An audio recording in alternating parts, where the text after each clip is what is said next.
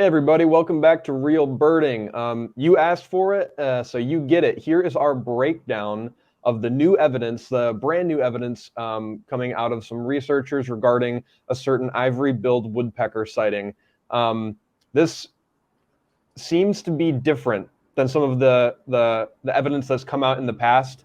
So we're going to break it down for you. But first, let's get into a little bit of the history of this species. Why is this such a profound and questionable discovery? Yes. So this is a topic that really has excited the public interest, rightly so. You know, people love extinct creatures, and they love even cryptozoological things like Loch Ness monster and Yeti. You know, that it just fascinates us. You know, rightly so.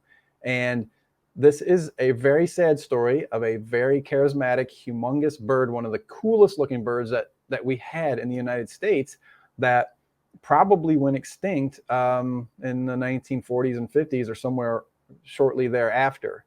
And so, you know, what's happened is that you've got this saga of people who think they've seen them since the supposed extinction, and they just don't get believed. And so these reports come out, and you know, you people immediately jump to one side or the other. You either want to believe, and I can certainly say for myself, I would really want to believe. I would love it if this bird was extinct, but the scientist in me has me straddling the line, and I'm jumping to their side and saying, well, do we have enough proof or evidence that this actually is still here? But let's dive into it, because this story is very interesting, and this bird was so sexy and so pretty and gorgeous. You know, it's not just like some little gray or brown bird that went extinct. It's like this incredibly gorgeous. What do they call it? They called it the Lord God bird or something like that. Yeah, the Lord God bird. It had all When kinds. you see it, you say Lord God. Exactly. And so on the right here, listeners from across the U.S. in Canada will be familiar with the pileated woodpecker. That's these two. Can you see my cursor here, Will? Yeah, here we go. Okay. So this is the familiar pileated woodpecker. This is a crow-sized bird that many of you will know. It's kind of woody woodpecker, right? And then the ivory-bill is very similar to the pileated woodpecker, but it was even larger. It was like if this is a pileated, the ivory-bill is like this tall and absolutely spectacular. And for every 10 pairs of pileateds, ballpark, there might be one pair of ivory-bills in the same area. So they required like a humongous area of forest. So real quickly, a couple ways you can tell them apart. Yes, the bill, it's not actually made of ivory, but it is yellow colored. But notice that the white stripe on the neck goes down the back on both male and female ivory-bill. This is the female here. And on pileated, both sexes, the white does not come down across the back. That's one of the things that you're looking for when you're trying to identify them. But more importantly than that, arguably, is that the trailing edge of the ivory-bill's wing here has this big old white triangle on it, and you have nothing but black on pileated except for a little tiny white spot there. And so as we switch to the birds in flight, the top two here are ivory-bills. I mean, the bird is so big, and it had these stiff wing beats that James Tanner, the scientist that worked with them in the 30s, described. You can hear the wings just whizzing through the air like a duck. And it's a skinny bird like this. They actually said the most similar bird to it was a northern pintail, this slender duck with similarly fast flight, shallow wing beats, and really loud wings. But notice on the ivory-bill, which is again the top two, male here with the red, female with all black, is that the white on the wing is across the back edge, whether you're underneath the bird or whether you're on top of the bird. Whereas when you look at a pileated down here, the white is on the front edge of the underwing, and it's black on the back edge. And then when the bird is in flight, there is a small amount of white visible in the middle of the outer wing, but basically the wing is black with a tiny amount of white in the middle. And on every ivory-bill, the wing on top is just strongly black on the front edge and strongly white on the back edge. So very unique. Yeah. But of course, if you're getting, bad views of these things, it can be kind of really difficult to see that. One other species that can be tossed in the mix is actually red-headed woodpecker, because although it's much smaller than the other two, it shares. Can you see it in the tab here? Yep. Okay, so red-headed woodpecker shows a white triangle on the wing and that white kind of trailing edge to the wing that ivory-bill has. So if you see a bird that looks interesting, you've got to make sure that it couldn't be a red-headed woodpecker. It should be noted, red-headed woodpecker is like half the size of a Yes, ivory-billed woodpecker, maybe less than half the size. exactly right. But it does have to be accounted for if you're gonna throw it out there. So doing a little bit more of the backstory here to get everybody up to speed, and then we're going to jump into the current evidence and what we think about it. So this is the original range of the ivory-bill. It was only found in southern bottomland forest areas. It may have also occurred in pine forests, but the truth is the last time it was really common was in the mid-1800s, and there weren't many people studying it. So we don't know a ton about what it was doing prior to settlement and prior to when the logging era was really rampant. And what happened is in the late 1800s, around the 1880s and 90s, we began to bring in rail lines into the deep forest, and we started clearing out. And I'm going to switch to a map just to give you an idea here. So as we look at the aerial imagery of the south, this is the current cover. Obviously, we don't have imagery from back then, but these large forested areas like this, we would bring in rail lines and then more chainsaws and equipment, and we started to bust down forest all over the place. And there was no management or planning really being done. It was just get as many of these trees as you can. They're worth a ton of money. And by the late 1890s, we had cleared almost all of this forest out. And so around 1900 to 1910 was when you had the last official sightings of this bird. And it was, even back then, they thought that it might be extinct. They were talking about that in the first century of the 1900s. But then come the 1930s, these reports came out of this little area here in northeastern Louisiana near the town of Tallulah. Beautiful area. And it's this giant tract of forest along the Tensas River right here. Nowadays, it's known as the Tensas River National Wildlife Refuge, but back in the day, it was called the Singer Tract because it was owned by the Singer Sewing Company. They were using the timber for all those antique boxes that they would, deliver the sewing machines in. So they had bought this gigantic, it was like 100 square miles of virgin timber all along the river bottoms here. And in the 30s, somebody let the word out that they thought there were ivory-bills in there. And so people went and checked it out, and they discovered that there were still 7 pairs of ivory-bills left. As I zoom out here, all the areas through South Carolina, North Carolina, Georgia, and on through here, nobody was aware of them being around. So at that time, this became the nation's last stronghold. Well, then you had World War II get started in the early and mid 40s. And what ended up happening, unfortunately, is that even though Audubon and the scientist who went down and did his PhD work here, James Tanner, they rallied, and they had National Audubon Society go to President FDR, Roosevelt, who was interested in preserving the site. And because people understood, and this is way before the Endangered Species Act, right? This is 30 years before that. So there weren't laws. That they would have had to voluntarily quit logging the area, even though it was privately owned. And because the timber was needed for World War II, for pallets and so on, every last tree was cut out from underneath these priceless birds. And so starting in April of 1944, when the last tree went down, and you can read the stories about this, it's absolutely gut-wrenching. The people who were in the Singer Tract literally watching the female as the saw blades were coming in from the sides and feeling completely helpless. They were unable to save it. And so every tree was cut down. And so at that time, the popular dogma in ornithology just became, well, the bird's extinct, and anybody who thinks they're seeing one is not seeing one. And so ever since the mid 40s, even in the 50s, when those birds were surely still alive, they probably, they're strong flyers. We already know that their closest relatives, the imperial woodpecker and the Cuban ivory-billed woodpecker, which are both apparently also extinct now as well. They had the ability to fly large distances and disperse, and it's a big bird. The only question became, how often were they able to nest or to breed, and where would they have gone? They didn't just drop over dead the day that the last tree was cut down, and nobody knows where they went. So, starting in the 50s and 60s and 70s, there are still sightings being reported in Florida and East Texas. There was even a recording made in the big woods of East Texas in the 50s, and you can listen to the recording. Some people think it might actually be a blue jay instead of the ivory-bill. They can sound similar. But the bird wasn't seen, though, so we don't know for sure. And then you have to fast forward to 1999, where it really came back into the news. There was a sighting in this area of along the Louisiana Mississippi line right here, and this is the Pearl River.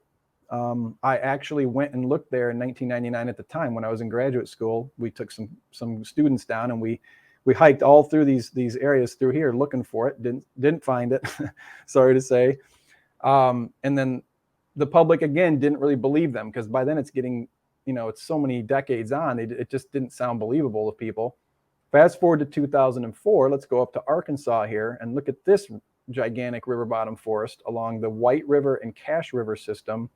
And I actually, the sighting that occurred down here prompted the Cornell of Ornithology in 2004 to kind of quietly and secretly launch a campaign to get money and fundraising. And then they sent all these volunteers and staff down in here to search and find it, believing that the original sightings that took place in 2004 would lead to, conclusive video evidence or photo evidence that would prove once and for all that it was still alive. And what ended up happening, I actually was part of that search myself for 2 weeks. Actually, I'll show you a few photos from it. I'm going to switch tabs over here. This is what it was like going through these forests. Beautiful, incredible water tupelo and bald cypress bottomland forest, seasonally flooded. It can be dry at times. There's a black rat snake on a tree. We would kayak through these areas as part of the search effort with cameras rolling like this and attempting to capture one of these birds in flight with the kind of field marks that we were talking about. The end result of this was that they had a number of sightings. They had a very controversial video, kind of a poor quality distant thing where the bird flushes off, and it was analyzed, oh boy, to the nth degree. You've got those still frames pulled up somewhere, right? We might as well show those right now. Yeah, I get this. This actually gives a good example of the type of stuff we're dealing with. And I think to the people who fall on the scientific skeptical side, which is a valid way to think about these things, of course, you have to prove your case if you're going to claim there's an ivory-bill. So they look at this and say, well, the claim is that the bird in the top row here is that the white is on the trailing edge of the wing, and that's what it's showing, whether you're looking at the bottom of the wing or the top of the wing. Here it's on the back edge. Well, that doesn't convince everybody. Maybe the white is bleeding out in the video frame. It's overexposed. Maybe there's motion blur that makes it look like the white is on the back edge, and they're always like, why is everything so blurry? And if the bird exists, why doesn't a bunch of search effort at some point yield like just a drop dead photo that's like we can all agree, and then we can finally put it to bed? And I think people are very frustrated in that sense. Rightfully so. Yeah. So let's. Whoop. Okay, so let's talk a little bit about the study that took place in the 1930s in the Singer Tract in Louisiana. So this is James Tanner standing at one of the nest trees. I don't know how, is this visible in the tab clearly? Okay. So this is J.J. Watt, which was James Tanner's assistant. He was the local guy that knew the Singer Tract. Again, this is 100 square miles, 10 miles by 10 miles area of bottomland, impenetrable swamp. This guy knew it like the back of his hand. And they went in and found the nest, and they climbed up and got these unbelievable photos from a blind that they set up 80 feet in the canopy on a side tree of the male and female coming into the nest. And this was in 1939. This is absolutely priceless. There are so many species of extinct birds where we just don't have any such evidence. And the record here that this is showing is marvelous, absolutely marvelous. Here's a nice one. You can see that the white is along the back edge of the wing here in this bird leaving the nest. Here's the male here, and here's the female leaving the nest as they're doing their switch off. Well, one day they did a really neat thing. They wanted to figure out what was going on in this nest and if the babies were doing okay. So they actually climbed up and extracted the nearly mature youngsters. This is 1939, and then got these photos with some of the last U.S. ivory-bills ever known to exist, literally climbing on the guy's back and on his hat. I mean, it's just spectacular that happened. And as far, if I understand the story correctly, they climbed back up. They assessed that there were mites in the nest that were irritating the babies. And they think that mites in the nest might have been one of the causes of nest failure back at that time. And so, as I said, the forest was cut down, and then that's where we are today. So let's fast forward to the newest iteration of this long and storied saga. It's worth saying. It's worth saying the birds were officially classified as extinct just a few years ago. Like, the case was closed by the authorities that make those decisions. And in response to that, I don't know if it's in response to that or if the timing is just a coincidence, but since then, 2 papers have been published with evidence claiming that they have evidence that this bird is still persisting in some of these areas. So this is the most recent of those 2 papers, and it has some pretty interesting evidence. So I'm going to switch to a map here, and then we'll go into the paper. So this recent claim comes from the state of Louisiana, but they are purposely omitting the location. So we don't know, for example, whether it's one of these forested areas here. We do know that it's river bottomland forest, so it likely isn't one of these upland ones, but it could be here, it could be lower down in the Atchafalaya, in fact, was long thought to be, look at the extent of this. And again, this is flooded stuff, so it's impenetrable. The only people going in here are like fishermen and maybe mallard hunters in the wintertime. It's basically inaccessible and vast. Yeah. So we don't know where exactly, but that is the state that it came from. And here's the paper. Let's get into it. So the paper is by Stephen Latta et al. And Latta being a very respected ornithologist. In fact, most of these folks have been publishing for years, and not necessarily in this area of extinct species or ivory-bills, but these are established scientists here. They're not. It's not random Joe Schmo public. It's not the Bigfoot hunter on History Channel or Discovery Channel. Right. So basically, they go into their introduction about kind of the same things that we talked about already, and then they're talking about field research that took place from 2012 to 2022 in a mature bottomland forest about 90 kilometers square. They had 16 visual encounters with this that their search team had. And we can get into, visual encounters, they're fraught, right? I mean, we're birders. We've thought that we saw something that when you finally get a better look, you go, oh, that wasn't what I thought it was. They can be fraught evidence is all I'm saying. Right off the bat, I just want to point out, everyone has one of these now. You know what I mean? Like, these are accessible pieces of equipment, this camera here. And if it's hard to imagine 19 encounters with equipment like this that didn't yield just drop dead gorgeous pictures of ivory-bills if there were 19 encounters. So that's worth throwing out there right now. Let me push back on this a little bit though.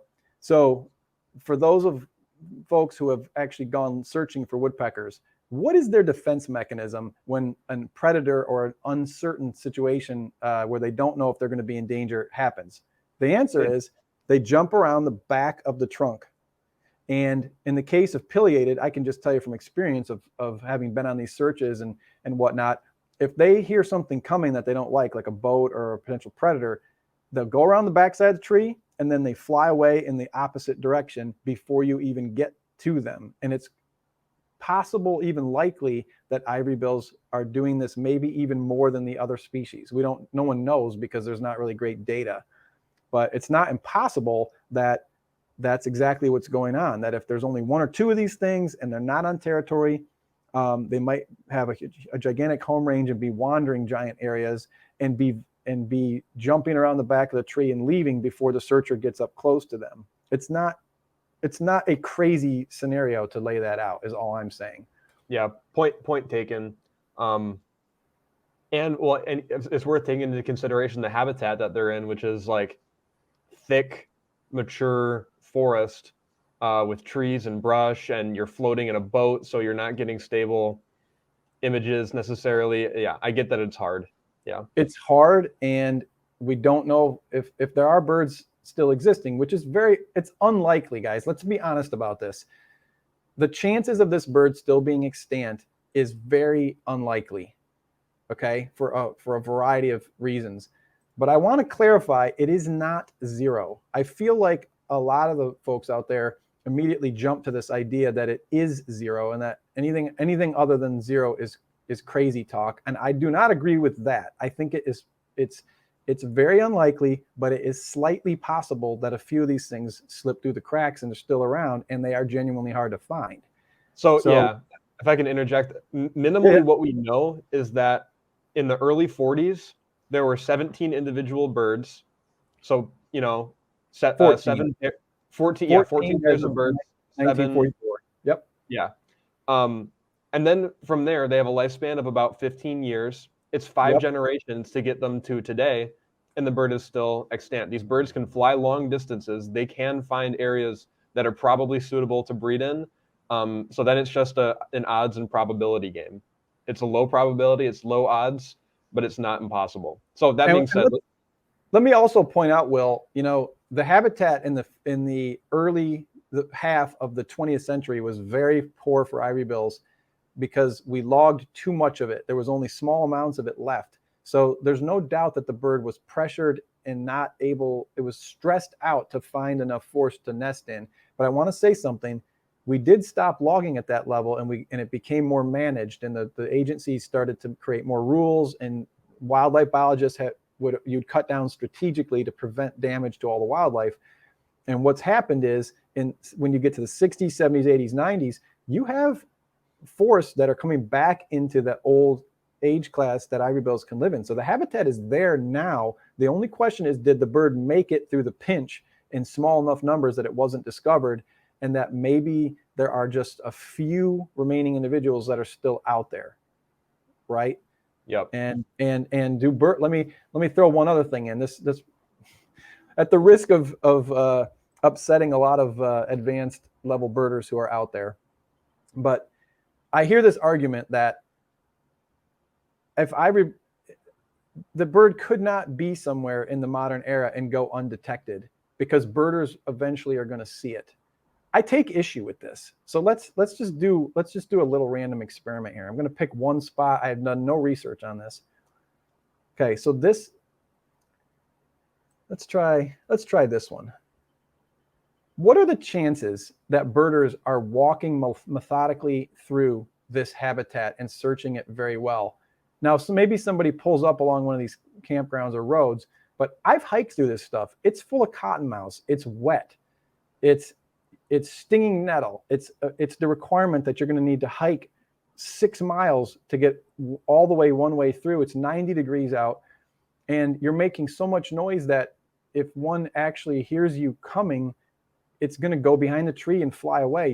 It's not going to just sit there as you approach it, So I don't buy this theory that we are covering, that's one little patch. Let's do that patch. And then let's go over to South Carolina. You kind of get my point, right? Yep. Look at this. Look at the extent of habitat in these areas. It is not being covered well enough to detect the bird in every area. I just don't agree with that assessment. But that doesn't prove that it's there. It's just a little place marker that I want to put down. So let's get into let's look at the evidence here. And we had a goal of not making this into an hour-long or 2-hour-long episode, but it's a little bit hard to get into it without putting enough detail out that the conversation is coherent to everybody. Right. So okay, so they've got 6 visual encounters in the Louisiana study that took place between, what did it say, 2012 and 2022. They had acoustic recording units that were put out, and I like that idea a lot, actually, because if there's a bird that's out there but no birders or people are ever coming through, and it also prevents people from flushing the bird, right? Because it's not going to flush. The recorder will pick up the bird's vocalization, and then you can just check it later, and you'll be able to tell that it was it just from the recording, or at least it'll tell you to zoom in on a certain area that they might be nesting.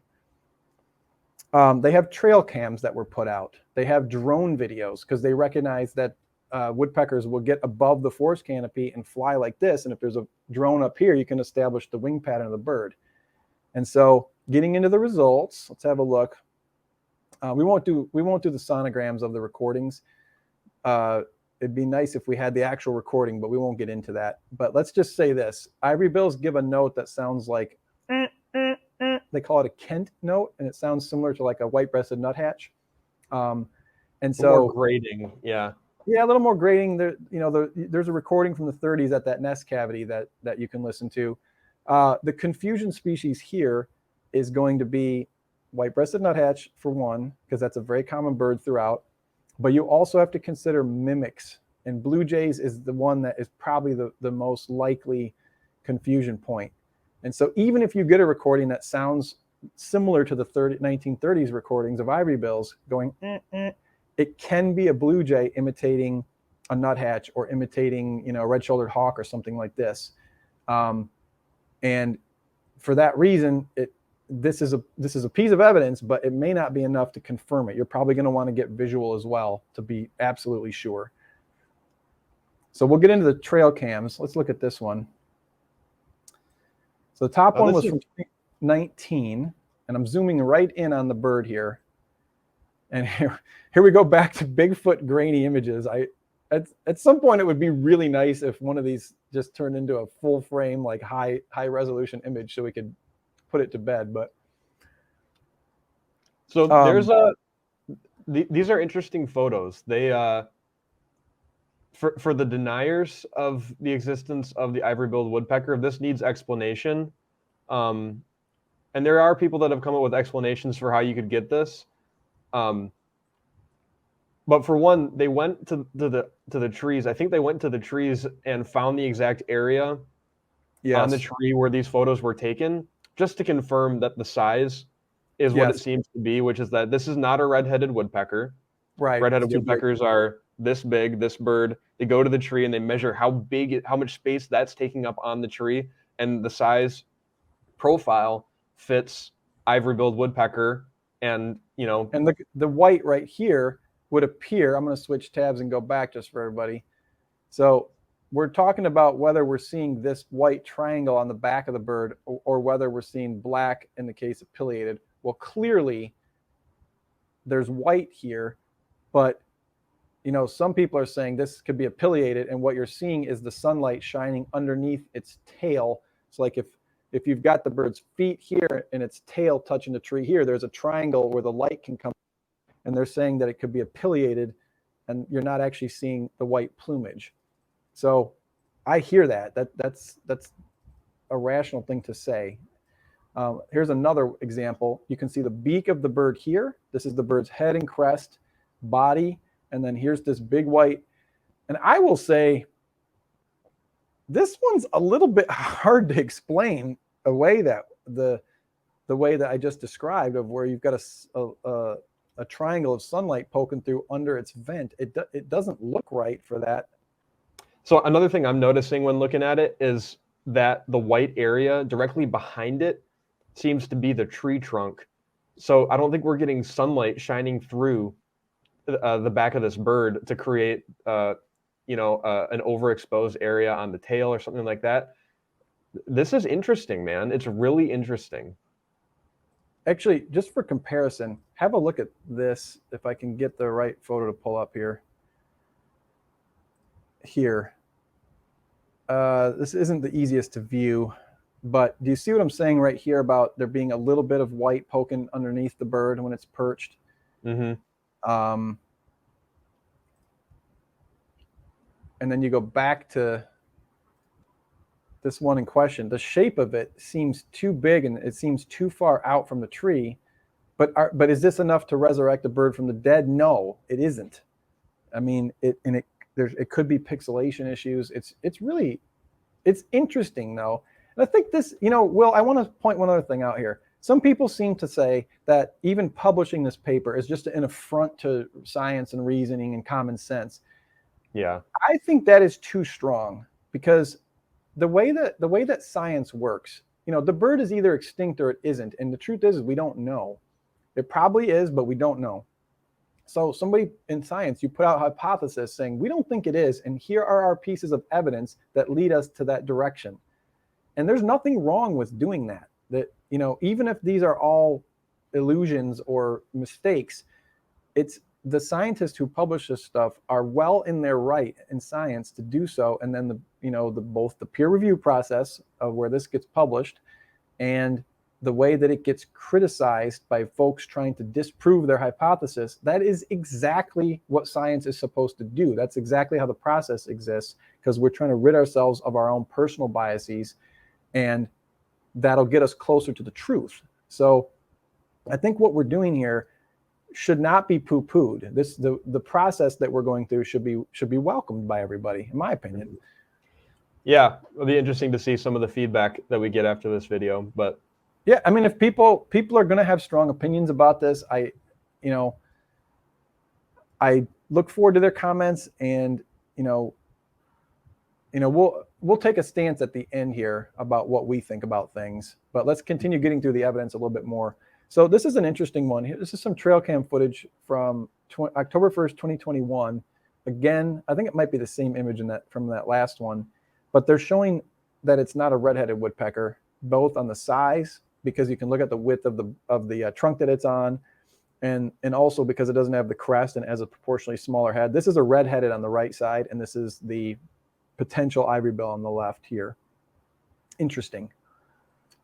A couple more. Now, the ones on the left are Cuban ivory-bills from 1956. That's a proven Cuban ivory-bill for sure. This one here and this one here, for a little bit of comparison. And then the one on the right is from October 1st, 2021. That's the same image that we were looking at, just for comparison. And judge for yourself. It's not. What do you think, Will? Well, one thing that we're clearly getting in the Cuban ivory-billed confirmed photo is the white going from the head all the way down the back. There's not a ton of detail there, but it's very obvious. And we're not, I mean, you could turn some of the graininess into some paleness in the neck and a bit in the back, but it's definitely not diagnostic. But just let me toss in one quick thing. In the case of this Cuban one, the bird's back is facing more toward the camera, and in the one here, it's turning sideways, where the white stripes would be right along the edge of the bird. So I think it might not show up there in that kind of a look. You know what I mean? It is. Yep, it's true. It's just a missing piece from this new evidence. It's another unfortunate piece of uncertainty. And then where are these from? These are taken October 14th, 2021.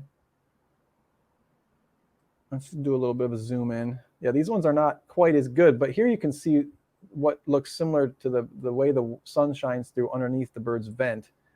And I think that they're saying the feet appear to show all four toes up, which basically, y'all know how birds have three toes this way and one toe this way, most of them, and then there's two and two. There's varying things, but ivory-bills were 3 and 1, and they could flip this one around where all four are the same. That's called pamperdactyl, and that's one of the pieces of evidence that they're using here, or alleged evidence. Here you think we might be able to see some white coming down the back, but again, we're into this grainy stuff where it's just tough to be sure what we're seeing. Can you show that top left photo again? Yeah.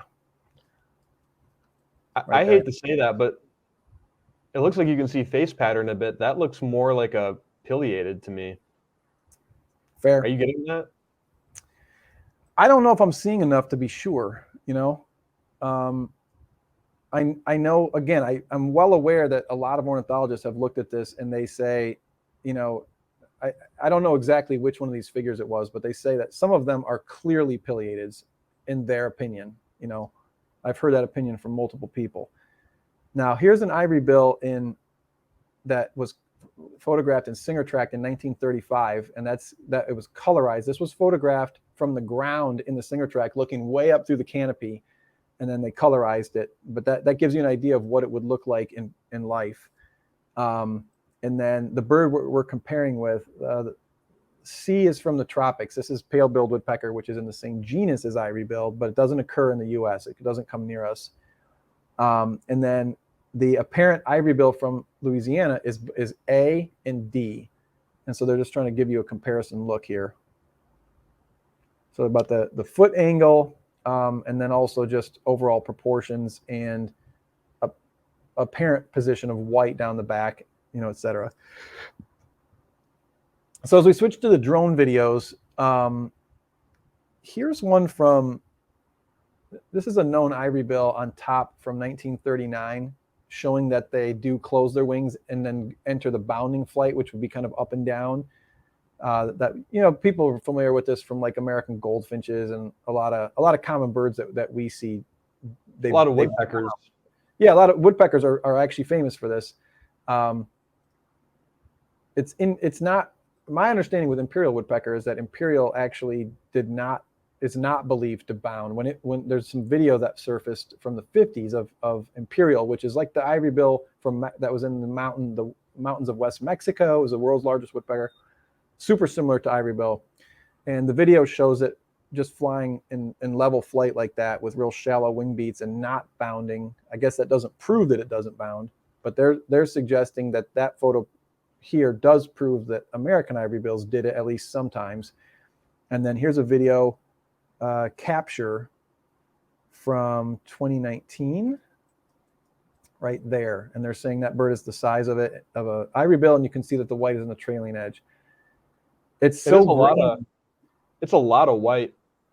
It is a lot of white. It's definitely something that's interesting and worth looking at. They're excluding redheaded because it's too much white on the wing, and it's doing it during bounded flight. The redheaded's black inner primaries would be visible, etc. There's another photograph. I'll see if I can zoom in. Oh, lost it. Sorry. There, right there. It's brutal. There we go. I think people are getting a little bit sick of doing these heavily pixelated distant looks. I mean, it's brutal, but it's the same thing. I mean, you get what they're seeing. They're seeing the white triangle in the back of the wing. And look at the white down the back too. I mean, I can't see that from here. Okay, I'll go back to it quickly. This is as far as I can zoom in, but if you look real carefully right there, at least on my screen, it looks like there's a sliver of white there. Oh yeah. And then as you come, where do we go? This here. This is a zoomed in look at the actual pixels of the bird in question, and it shows the white at the bottom. Here's the white stripe I was talking about. Again, it's so pixelated. It's like, are we sure? Are we sure it's a bird? That's an absolute issue. There are times where it's not even a bird. It's just the way light is coming through, or it's so pixelated. So Will, let's take a stab in. Here's some of the videos. I don't even know what this is. All right, I'm seeing it. Is it? No, I'm going to play it. Is the video playing? Yep, it's playing right now. All right, so watch the right. There's the first bird. They're saying that both of these are ivory bills, or potential ivory bills. And then the second bird, right side, there. And they're saying that has more white along the wings. So let's see if we can do some freeze frame here. It's a crap ton more white. It is.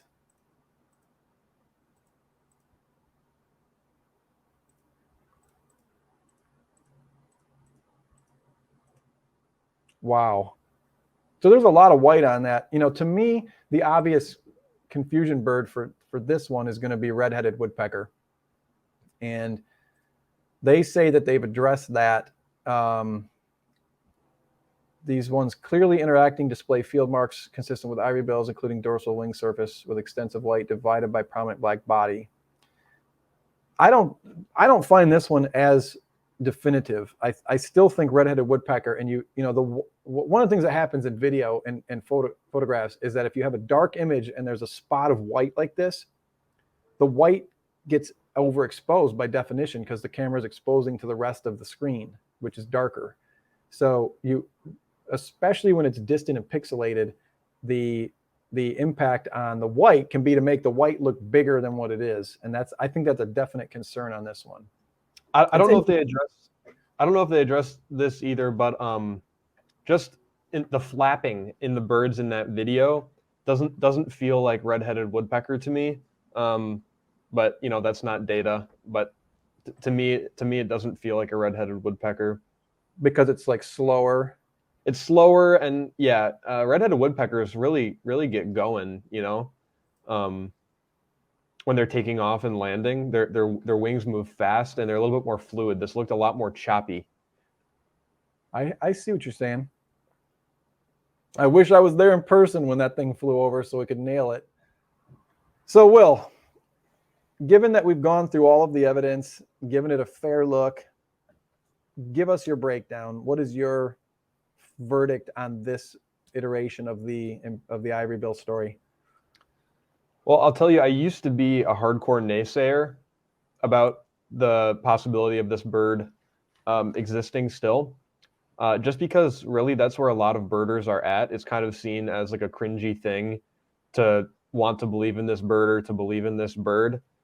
Minimally, there are questions that need to be addressed with the photographs and the video presented here.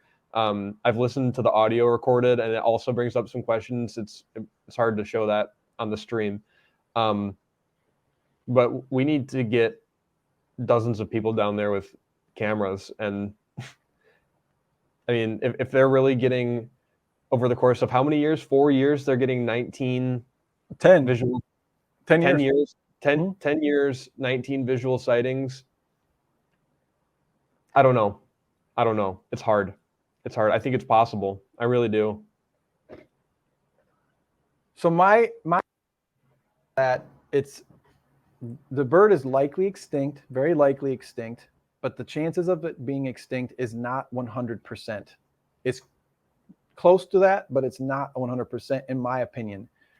So, you know, as I said before, the folks that will say, well, it couldn't be hiding out there because there's too many birders. Somebody would have gotten the killer photo of it. I'm not comfortable going that far. I think the thing could be hidden out there, and that the very few people who are getting into the right areas are flushing it ahead of time. The bird is not staying on the right side of the tree. It's flying too soon, and they haven't gotten lucky enough to be at a territory or a nesting area where the bird is going to be spending a ton of time in one spot. You know, the home range on these things is like 10 square miles of virgin forest.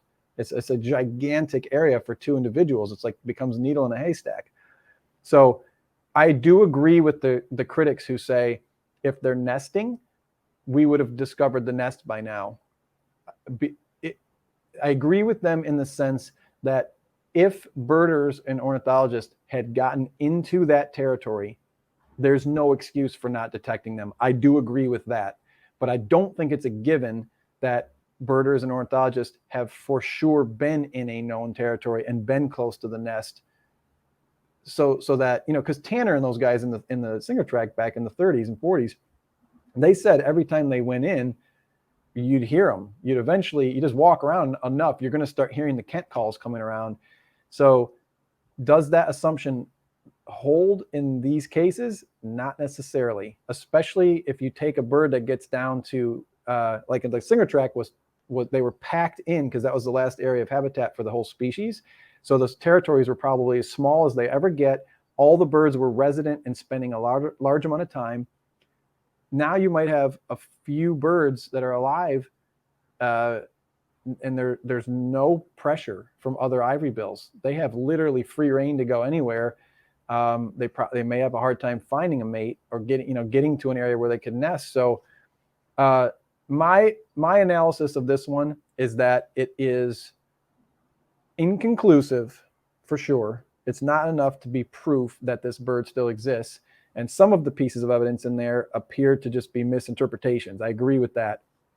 But I don't think that this seals the deal in either direction. I don't think we're there yet. I think there does come a point, although how many, it's hard to say when, how many decades of effort need to happen before you can finally put the nail in the coffin and go, it's done. There's just simply no way that the bird exists. And I don't think there's an easy answer to that. So for me, I'd still like to think that it could be extant. I think it would be the discovery of our lifetimes. I think it would be something that would be an amazing rallying cry. And like, imagine if that happened and you and I got the phone call and they said, come down, you can come and see the bird. We've got a blind set up. I mean, it'd be like the craziest moment of your entire life if that actually happened. It probably isn't going to happen, unfortunately. But yeah, I'd like to be able to dream. Yeah. All right. Well, this has been great. If you like this kind of content, please subscribe or share, and let us know in the comments if there's any other questions or video topics you want us to cover. This has been a lot of fun, though. This has been a great amount of fun. I would be very interested in knowing what the audience thinks. So let us know in the comments. Like, share, and subscribe to our stuff. And thanks for listening, everybody. We'll see you next time. Peace. Peace out.